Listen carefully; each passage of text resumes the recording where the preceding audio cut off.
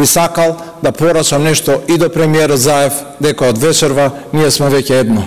Ова заедништво на владата, кое го декларираше синоќа вице-премиерот Артан Груби по незиното изгласување, траеше цели 12 часа до денеска напладне, кога тој, предводејќи ги 6 министри од ДУИ, влегоа во владата и одржаа засебен координативен состанок.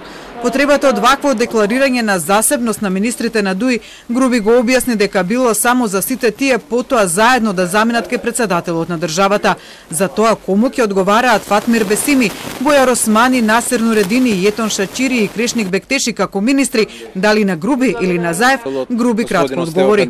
Секако дека премиер е господинот Зоран Заев, ова е коалициска влада. Но не пропушти да појасни како ќе се носат одлуките во неа. Како што може да видите и во коалицискиот договор, и во програмата на владата, консенсуално одлучуваме заеднички сите како колективно тело за доброто на сите граѓани и имплементирање на програмата. Но во законот за влада, освен што не е предвидено консензуално носење на одлуки на владата, туку со мнозинство од гласовите на незините членови, не е предвидено ни функција прв вице-премиер. Ваква функција нема ни во деловникот за работа на владата, но според Груби, неговата нова функција во владата наскоро ќе ја има и на хартија. Сметаме дека треба да се промени деловникот за работа на владата и тоа ќе го разговараме на утрешната седница.